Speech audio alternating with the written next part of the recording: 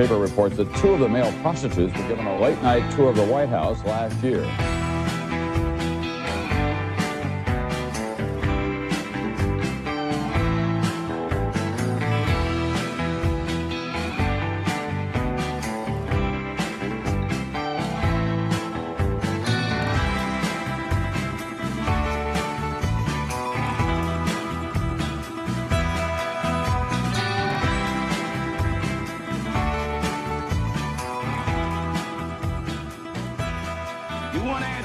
I think I'm entitled. You want answers. I want the truth. You can't handle the truth. Greetings, everyone. Welcome to the Nick Bryant podcast. Today, I have a very special guest. Her name is Sandi Caradori. She was married to Franklin investigator Gary Carardori. How are you doing today, Sandi? Pretty good. Happy Valentine's Day. Happy Valentine's Day to you. You originally met Gary, I believe, in high school. Yes, I did. I think we were sophomores. And how did you meet? He opened the door for me one morning when I had out my books, and he was on crutches. He had done something to his foot, and I thought, oh, that was so sweet. And it really wasn't that big of a high school, but I mean, a lot of times guys wouldn't even notice. But I think he also was slow because he was on crutches. But I thought it was sweet. So that's how we met. And then we just became high school sweethearts. So would you say it was love at first sight, speaking of Valentine's Day? Probably, because he was just different. You know, he was 6 foot. I was 5'1", 5'2", and dark hair, really dark eyes, and a smile that lit up the room. But he wasn't somebody that I would probably have hung out with type thing. He loved basketball and baseball. He came from a family of 7 kids. So he was used to rough and tumble stuff. And I was an only child. So opposites attract. And he had a stint in the Coast Guard. Yes, 4 years. Surely. Yep. And you were married at that point, I believe. Let's see, he enlisted when we were seniors in high school, and then 2 years later we married. His first duty station, well, he was trained in New Jersey, I think it's Governor's Island, and I visited him there. His aunt lived in Brooklyn, and I went to college, and I visited him there with her. I stayed at her place, and then he went to Attu, Alaska. It's the last island on the Aleutian chain, and that was when we were butting heads with Russia, and they could see Russia. It was 1 year of isolated duty. Now, this was pre-cell phone, pre-internet. I'd get probably 50 letters at a time because the mail plane would come in, or the boat if they weren't frozen in. They had 30 guys stationed there. It was called a Loran station that stood for some kind of radar. And talk about tough. That was tough. Every once in a while, he would call on somebody's ham radio, and it would start from Seattle, and from Seattle, then the next state, and the next state. And by the time it got to me, if I said, I love you and miss you, all these people, all these ham radio had to relay, I love you, oh, I love you. Thinking back, it was so silly. I think it made us stronger. And then we got married, and he was transferred to Hawaii, his next station. I think that was reward for that 1 year of isolated duty. And nobody left unless a spouse died or a parent died or a child. You just didn't leave. And then I went over to Hawaii, and we were there for 2 years. Why we came back, I never know. I love Hawaii. And he came back. Went to Vietnam, and the Coast Guard was pretty active in Vietnam, and I don't think anybody knew that. Not many people. And he ultimately ended up with the Nebraska State Patrol. Yeah. He did a couple things before that. Just didn't, he wanted one of my uncle was a deputy county deputy here in the state, and he kind of introduced him to some guys, and he just really liked that. And he became a road trooper, then was promoted to a criminal investigator. He just had an innate ability to get information from people that they never disclosed to anybody else. They compared him. Now, if your audience is too young, they won't know who I'm talking about, but Columbo. Columbo. Yeah.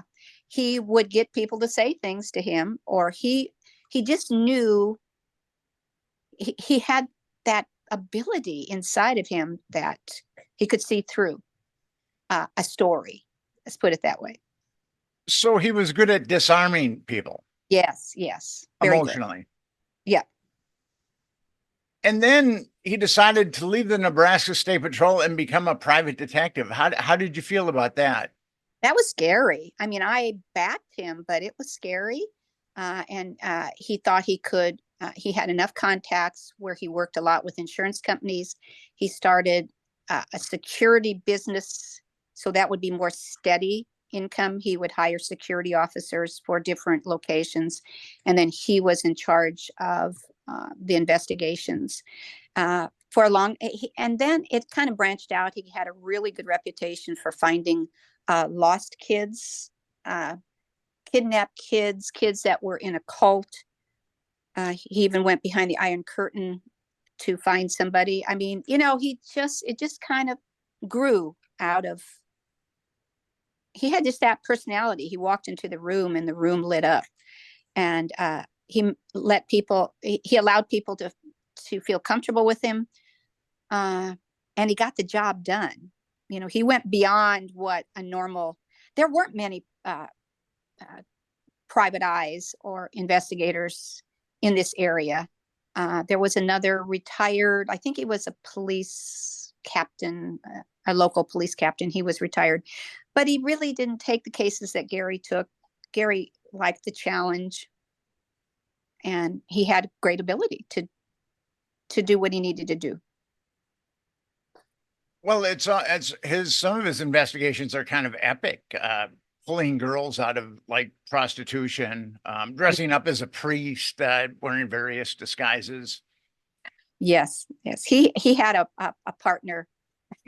I was just thinking of this the other day. I was at the hospital for some tests, and I remember he and his partner, they somehow they were trying to get something from an arrested person that was in the hospital, and they got the scrubs on, and were they went in the elevator, and they were kind of pranking the people in the elevator. It was, whoa, what do you think about that case?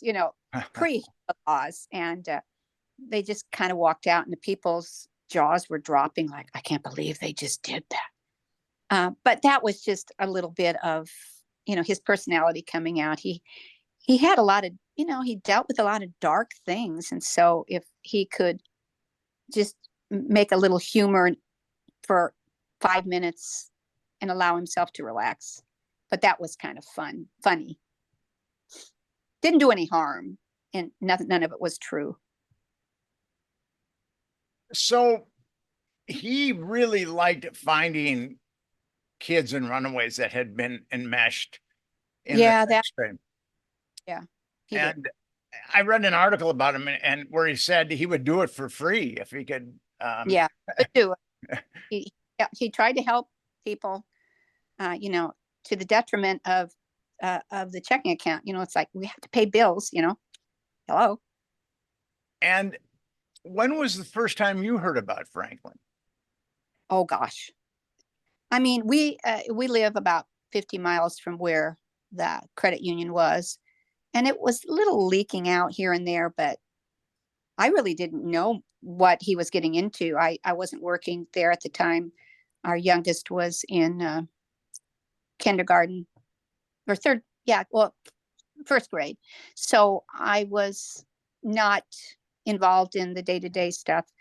And it progressively got more and more almost suffocating, because it became the one thing he did. He had a couple other investigators on board that would do the other cases, the insurance cases and what have you. And his focus was that, because it started to just really expand exponentially all of a sudden. And at this point, he's head of Caracorp, which has like 120 investigators or 120 employees. Yeah, because he had the security business in I think 5-6 states. And so he would also be the person that would check on those accounts. So he was busy. I have told people in the past, he didn't need this. Thinking back, of course, thinking back, I'm sure he would have said the same thing. Why did I do it? Well, it was a challenge. And then he started to feel really obligated.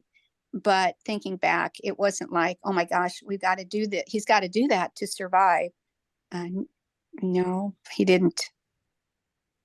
And I know that he and Alicia Owen had a pretty special relationship. She was the first victim that he found that was willing to go on videotape and talk to him. And I know that he felt like he had to correct her situation. Yes. Yeah. He really respected what she went through. And yeah. And as soon as he started, I mean, he was an amazing investigator. And as soon as he started getting leads and started talking to people, the FBI started to show up and harass him. And that was so sad because he held them in regard, high regard. That's who you look up to. And it just kind of went south really quickly. That was a shock to him. I think he was, well, looking back, aren't we all? You're naive to think that something like this could happen. And of course, we've seen it happen again, which I think you'll probably allude to later. It's just happening a lot. But it was new then. We held the FBI and the CIA. They were what you look up to if you were in law enforcement. Any kind of thing like that. I don't know if people. What is and talking about politics, what is the approval rate of Congress now? It's really, really low. I think, isn't it the lowest ever? It's 17%. Yeah, that's pretty bad. And I know that he really liked his years at the Nebraska State Patrol. And there were a couple of State Patrol investigators that were actually helping the FBI. And I think that was kind of broke his heart too. Probably heartbreaking for him. I didn't bring it up. I mean, I knew, but I didn't want to bring it up. And I was careful how much I talked to him about it because he needed a respite from the pressure at the office. So when he came home, he was home. We thought, but it would follow him home. But I didn't want to be part of him being uncomfortable. But yeah, I mean, if you loved your former job and the people that you thought would be helpful, I'm going to say sabotage, but I don't know if that's probably too strong of a word. Certainly didn't help. Let's put it that way. And you told me, like in the course of his investigation, I mean, he would go to some very dark places and meet very dark people, and he would spend a lot of time in the shower to seemingly cleanse himself. You remember that? Yeah. He would, because he'd drive back the 50 or 60 miles. And the other investigator that they had would work like a 9-to-5 routine. And that's not when these people show up. So it was late at night. So it was probably 2 a.m. And he says, I'm home. And, we had a 2-story house. And I'd say, oh, it's pretty late. Yeah, it's a bad night. So I heard the shower go on. And it was like 30 minutes. And I think he went through an Irish Sprig. I don't know if that's still almost a whole bar of soap. And I said, what were you doing? He says, I just felt so dirty. I felt filthy. I said, oh my God, are you going to be able to sleep? He said, I'm so tired. I think so. And I think he did finally, but I thought, oh my, and again, I don't know I can't recall at this point, since it's been almost 34 years, what that it was something in Omaha, interviewing somebody in Omaha. And I think it just started to kind of coalesce, and he saw the connections. And the only thing I do remember him saying is that he says, honey, this is big. Okay. I went, okay, so try to get some sleep. And then off to sleep he went. And then up in the morning, he would jog, maybe 3-5 miles, and then he'd go to work. And when he said this is big, did you have any idea of how big it was? No. Nope, I didn't. Still pretty hard to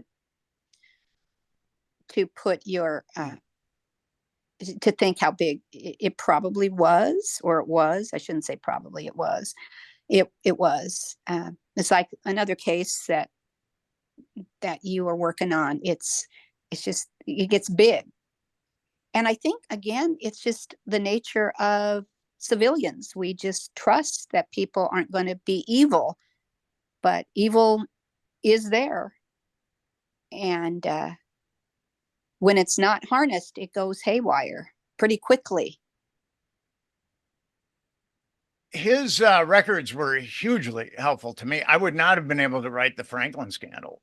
I was talking to a friend the other day, and I thought, wouldn't it have been something to see what he could have done having the internet at his disposal? Yeah. Because this was all, what do they call that? They have a leather, your shoe leather, and telephone calls and interviewing, but no tap, tap, tap on the computer to get your information. He had to go to the courthouse, had to get the records, had to get a copy. It was very cumbersome, thinking of what it's like now. Like, can you imagine, Nick, your job as an investigative journalist without the internet? I cannot. Yeah. And I've been slow to embrace technology, but now that I've fully embraced it with my own website and podcast, but yeah, I'm not, it would be impossible for me to do what I do. And with Gary, he collected, the passenger manifests of Lawrence King. He had like over 200 of them, which I ended up with. And he had a leads list that had 60 victims on it. And that was the list I worked off of to find victims. I think this is what you called it, which was impressive to me.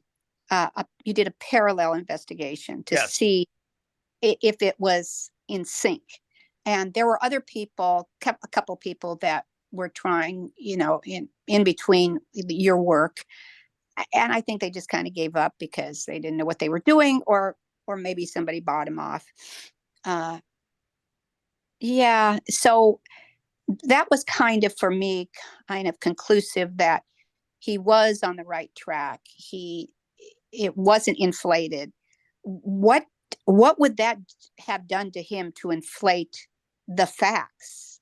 I mean, he was a cop. You work with facts, factual conversation, facts, just investigative notes. You don't change them to fit what you want. You collect them and then figure out what's going on. If you screw up the facts, then you're not a legitimate investigator. No, going through all of his stuff, he was amazing. He was an amazing investigator. I mean, the details that he was able to glean were just amazing. And the way that he never got keys, but he could do everything else. The kids and I, it was invariable. Okay, we're in the car. Well, where's the keys? Well, I don't know. So he'd go back. And so we finally just nailed him right next to the door. Always put your keys there. That eliminated that. So, and the other thing, my son and I talked a while ago about, would he have liked being in contact with the phone, the cell phones? I said he would have hated it. And my son said, no, he would have loved it because he would have been in contact. And I said, no, I don't think so, because then he would be harnessed to that phone 24/7. But maybe he would have liked it. It's just, thinking back, wow, what an investigator he was with what he had, to work. Back in the Stone Age, Yeah, yes, exactly. the Jurassic period. Uh-huh. So he eventually realized that the FBI wanted to set him up. Alicia told Gary that the FBI wanted her to say that Gary gave the victims scripts and money. So at that point, he realized that he was not the hunter, but the hunted. Yeah. That much, thinking back, oh my gosh, trying to keep a level head, which he did, knowing that somebody's out to get you, but you're trying to save these kids or young adults. I don't know how he did it. I still don't know how he did it. He had a tremendous capacity to do this kind of stuff, but it's amazing. It's truly amazing. In his interviews with the kids, he found 4 kids and interviewed them. His compassion really shows through. I think being having 5 siblings, I think he saw them as they could have been, his brothers, his sisters, and he just felt so bad that they had to go through some of the stuff that he went through, hence the 30-minute shower trying to get the filth off of him that he had heard. And he was a seasoned veteran. He was a road trooper. He saw a lot of grisly things. For him to be that upset with what he had uncovered that night was, I knew it had to be bad. And I know that his father worked at Boys Town, and Yes. and on the leads list, there's like 10 or 11 Boys Town kids that were victims. And that must have broke his heart too. You've got the FBI, the Nebraska State Patrol, and then Boys Town. Isn't that ironic? Now his dad had retired. He and a couple other really, really seasoned teachers. He was a teacher there. He was hired by Father Flanagan, but Father Flanagan passed away before his dad and his mom could travel with his older brother. And Father Wagner was his boss for many, many years. But yeah, having 7 kids, they'd get their milk from Boys Town, the raw milk, and the kids would drink that. And they'd go out in the summer in between baseball games. Gary would tag along, and he knew Boys Town like the back of his hand. And his dad loved Boys Town, and then he was let go, and then he worked for the city school district for a while, then retired. But yeah, that was another icon for him that kind of went down the rabbit hole, so to speak. It was, it must have been very disheartening to him. And at a certain point, he testifies before this unbelievably corrupt grand jury. In the Franklin scandal, I dedicate a chapter to how corrupt that grand jury is. And I was able to get the testimony, the sealed testimony of the people that testified before the grand jury. I think he testified. How many whiteboards he had in the basement of his office with all the names, the corroborating names of the people and the leads, and boxes of information. And I guess I didn't know our legal system as well as I thought, but I thought to myself, my God, if they just present a quarter of this to a grand jury, they're gonna get a lot of people saying, "Oh my gosh, this is the truth. This happened." But I don't think much was presented, as far as I can tell. I mean, he was pretty deflated. That's sad. It's really sad. But go ahead. Well, that grand jury was unbelievably corrupt. And Samuel Van Pelt was a special prosecutor, and he did everything he could to cover up the child abuse. That's sad. It's very sad. And I think that he came home after he testified and he was extremely despondent Yeah. Yeah. when he Pretty, saw that they weren't going to use any of his evidence, really. and so it's like, oh my gosh, what have I been doing? At this point, what do you do? I mean, you have it. I'm sure he had moments where he thought, I don't need this. In retrospect, I wish he would have done that, of course. I don't need this. I'm going to quit. But, such is life. Well, the thing about Gary is, and I got this from multiple people, he saw that these kids were getting abused with impunity. Yeah, And he wanted to rectify that. I know. He was really driven to rectify that. Could. And I think he could have if the right people backed him. And I think that's what the crux of it is, that he didn't get the backing that he needed. He was one person, with a lot of evidence, but albeit one person. But he was going up against the FBI and the Department of Justice. There you go. And also the state of Nebraska, essentially. Mm-hmm. And it was, he kind of went bear hunting with a BB gun, unfortunately. Yeah. And at a certain point where he realizes that the grand jury is very corrupt and that the FBI is trying to get the victims to say, Gary Carardori gave us scripts and money. He wrote a letter to renowned defense attorney, Jerry Spence. Did you know about that letter? Yes. Yeah. I do now, now that you mentioned it. A lot of this, like I told you before I agreed, I have just kind of lost a lot of the memories, but I do remember that. Yeah. Jerry Spence. And I've got the letter, and in the letter, Gary essentially states, what I have uncovered is a huge nationwide pedophile network.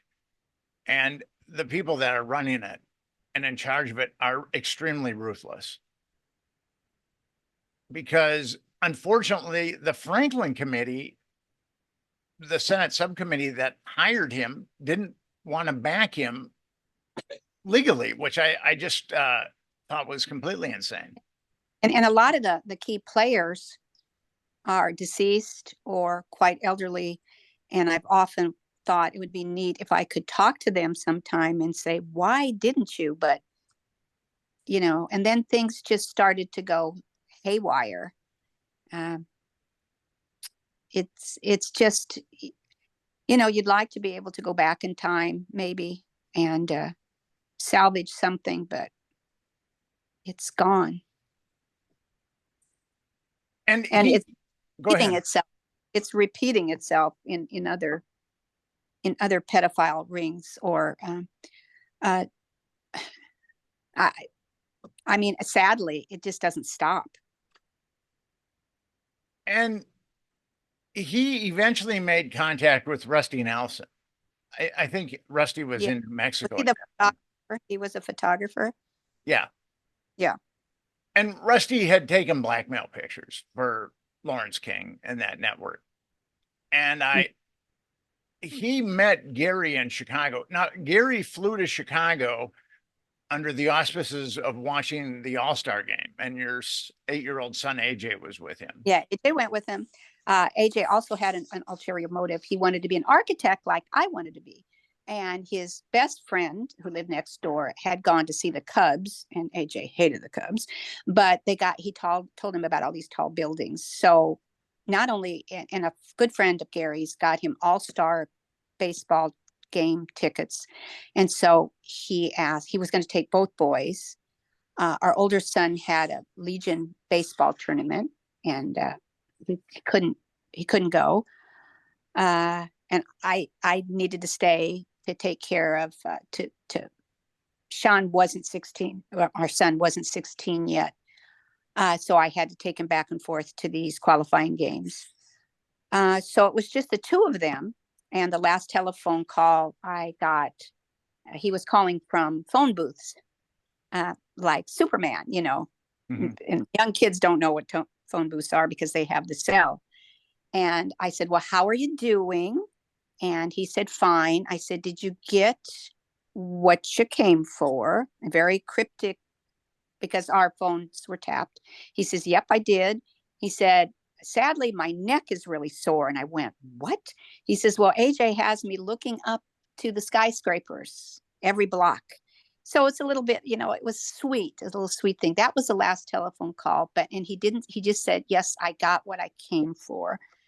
And that was what I think you were referring to from that photographer. And of course, and he never got home. Rusty by himself is a very difficult person to rely on, but Gary had cryptic conversations with you and with Paul Rodriguez, with Lauren Schmidt, and also Donna Owen, because he was terrified or horrified by what had happened to Alicia in front of that grand jury. And then the plane disintegrated. And then the plane disintegrated over Lee County, Illinois. And that must have been, I can't imagine how that would have affected a person.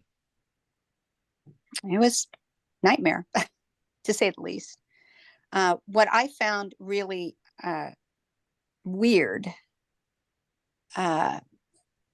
well, everything seemed to be weird after all that happened, but a good friend of ours accompanied me to the inquest, the jury. I think it's called an inquest, where when the plane crashed, it crashed on a farm at, I think, 2:13. He took off 2:15. I think they took off at 2. He was instrument rated. He had to wait. He wanted to wait for a storm to pass, and the storm was fine. And AJ had fallen asleep at the airport, and he kept covering him up. The people there remembered him being so thoughtful of his son. And then they took off, and about 14 minutes later, the plane exploded. But when we went back for the inquest, I wanted to go to the farm to talk to the farmer and his son, because they were the first on the scene. The farmer was shocked that there was this big black, like a Suburban. He didn't call it a Suburban. His son corrected him and said Suburban. And 3 guys got out with sunglasses, and it was 2:00 in the morning, and they were combing through the remains, and the bodies were in there. People had said that it was a ball of fire up. It didn't crash and then explode. It exploded high up. I mean, there was something high up. I don't know how to word that. In other words, they didn't crash and then explode. It exploded and then they crash. Does that make sense? Yes. Is that even important? That's fine. And debris was scattered all over. Yeah. The cornfield. And right. And when you went to the National Transportation Safety Board said that Gary had fallen asleep and lost control of the plane, which never squared with me. I said that. How's he going to fall asleep in 13 minutes? So that whole investigation was like everything with the Franklin, very, very corrupt. The NSTB, or is it NSTB? National Transportation Safety Board. NTSB. Yeah. I don't remember them saying that, because they said that there wasn't pilot error, and falling asleep would be pilot error. So it was indeterminable. They couldn't figure out what happened, even though I know it was blown up. So people are gathered at your house that day, friends and family. And one of the victims, Troy Bonner, who the FBI forced into recanting accounts of his abuse, started calling your home, and he was really just torn by guilt. Yeah. And he told you that the FBI had forced him to lie. Yeah, that was, I remember it kind of a blur that day because it was a kind of a double whammy, maybe a triple whammy because of the impact that it had on the case. And then, of course, losing my son and then losing my husband. And then, of course, my son losing his best friend and a brother and his dad. And then I think of my mother-in-law, who had previous lost a daughter to hit and run at 11, and then losing a son and a grandson. That had to be tough on her too. So it was a blur. But yeah, when Troy called, I don't, what am I supposed to do with it? Well, you wrote down what he said, and Yeah. then some other people, and then he talked to some other people, and that corroborated what you said. Yeah. I put it on the speakerphone so that other people could hear. I mean, it wasn't a cell phone in those days. It was just a type of phone that had the ability to do speaker. Yeah, it was quite the day. And the next day you went to Caracorp, your husband's firm, and the FBI was there and they subpoenaed and impounded everything. Yeah, they were going to meet him because he was supposed to be home, the previous day from Chicago with all the information that he was trying to get there, or that he got there. And he had made an appointment that they were supposed to be there. And I thought, well, surely they won't be there. I had somebody drive me because I hadn't slept, and I was going to drive, but somebody said, you're not going to do this alone. So somebody took me there, and they were there. And I met them. I mean, that's pretty sad. I mean, could they not have waited? I mean, after everything we were put through, phones tapped, tires slashed, breaking into our home. I mean, then now this, what else can you do to me? And of course, then I was afraid for my son, not afraid for me, but I was afraid for my son. And, well, sorry, I just kind of went off track there. That's all right. It's such a horrible thing to realize that there's some very dark, malignant part of the government that evil. That does this type of thing. And are your thoughts about the Franklin scandal? Are your thoughts, have they changed over the years at all? Has No. more? No, I mean, I see it again and again happening.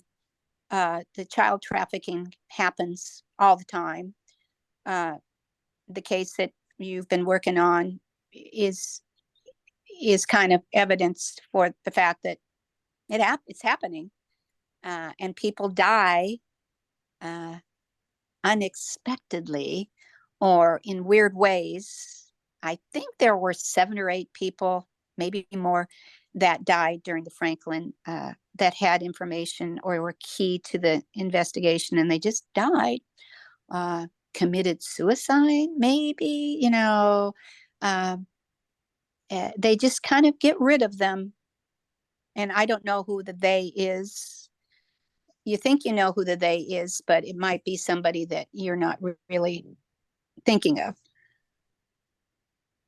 And what was really egregious was how 48 Hours did a hatchet job on Alicia Owen, Franklin committee, and also your husband. And yeah, it was horrible. I was, they called it, I can't remember, kangaroo something. And I wanted to go after them because I thought, oh my gosh, just ripping the investigation apart. And an attorney told me, you're going to be going up against Columbia Broadcasting System.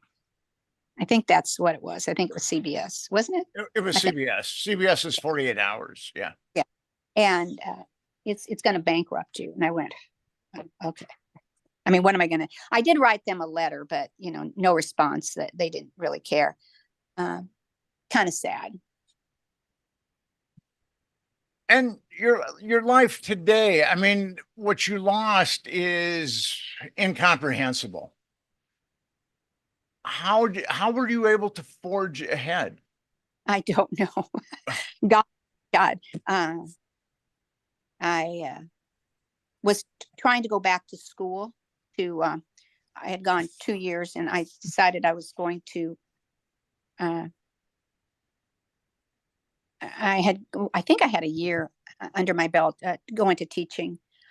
That way, with Gary being gone so much, I could be home with kids in the summer and, have their kind of schedule. I found my niche, and then I became a teacher. The year that they were killed in July, and my first class I think started that year, August 26th or 24th. And I was also trying to run the business so that all the people didn't lose their jobs, and I had to become an investigator. I had to become licensed to run the business, and we had 3 full-time investigators, and then of course the security contracts. So I think I was able to do that and go to school. And I think just being so busy, I never had the time to truly grieve, which is not good. It's not good. You need to be able to grieve. So but I love teaching. It was my life, because I didn't have, when my son went to college, I was alone. So I just kept busy and kept real busy. And then I sold the business to one of the people that were in the security area. And because the business really was Gary. I got rid of that. And then I wanted to, I applied for a lot of different places, a lot of different schools. And I got a job with the Catholic diocese. And so I was in one school for almost 30 years or 25 years, 26. Then I retired because I was at the age where I could retire and have Medicare. And then I missed it so much. So then I was at another school for 3 years here in Lincoln, and the diocese closed that school. And we hated that because it was such a great school, great community. And that was my second retirement. And then a friend of mine was an assistant principal at another school here in Lincoln and said they needed a middle school teacher. Would I be interested? And I thought, well, maybe part-time. Well, it ended up to be full-time. And I was there for 2 years. And last year I retired for the third time. So I think it's enough now. You're painting now, and your paintings are amazing. Yeah, I started that during COVID, when I wasn't teaching, and I loved art.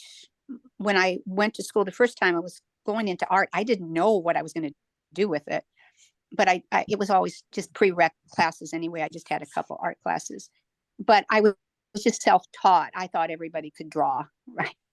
And I didn't do much with it when I had kids because they're your priority. So when I didn't have kids and I didn't have much else going on, I started to get on the internet, and I saw some things that were happening in the art field. And now I belong to a gallery here in Lincoln, and I kind of dabbling in water. I started in acrylic years ago. It was oil, then acrylic, now watercolor, and a little bit of this, a little bit of that.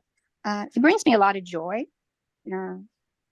And gives me something to kind of look forward to, because when you're alone like I am, and everybody will tell you this, you need something to look forward to, and that's what it has done for me.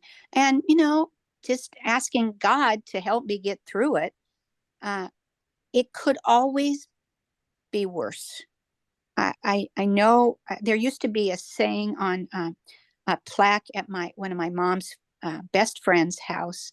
and I'll probably mess it up, but I complained because I had no shoes. I had no moccasins because it's a Native American quote. I complained because I had no moccasins until I saw a friend who had no feet. And I always think of that, it's bad. But it could have been both boys and my husband that were on that plane. It could have been all four of us. If that was the case, that wouldn't have been so bad. Yeah, it can always be worse, as bad as it is. I tend to understand a lot of other people's grief because I've gone through a lot of grief. Being an only child, and when your parents are gone, and then my grandma hung on for quite a while. She lived to be 95. I only have a couple cousins, so I'm pretty much alone. So you have to be strong because you have to kind of take care of yourself, and I don't have any other alternatives. If you know of any, let me know. You just your painting is, I didn't know that you had that talent. We've known each other for quite some years, and I didn't know that you had the talent that you have. I mean, it's amazing what you've been able to do. Well, thank you. With art. Thank you. And I think it's, they say art can be therapy and music can be therapy, and anything that you attack with a lot of love, it kind of helps you get out of the doldrums. I think anything but writing can be good therapy. Yeah. Well, it depends on your topic, right? Yeah, that's true. I always told you to write some poetry. Actually, I used to write poetry. See?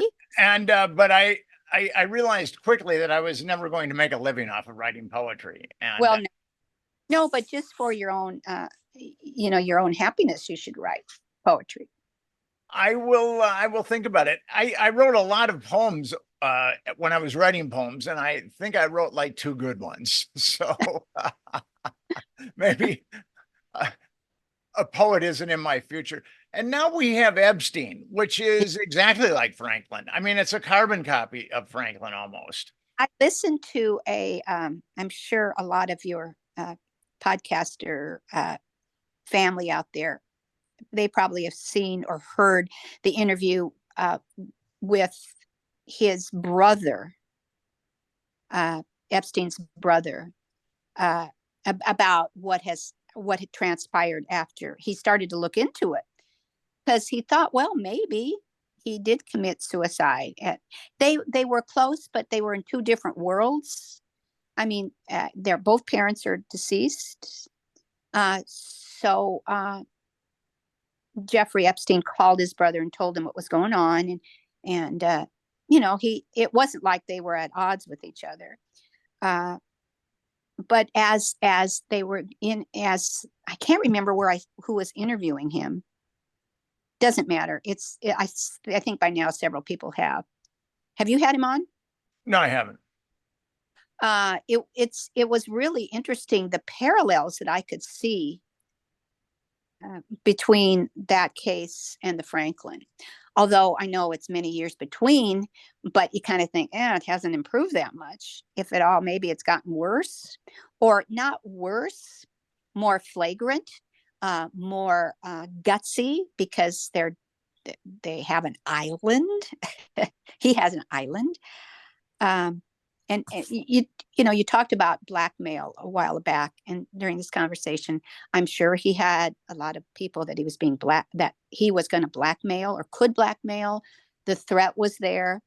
After Gary and AJ were killed, my son and I did some of our own little investigation, and we had a very credible person tell us that they were killed, and that kind of takes you back. They were.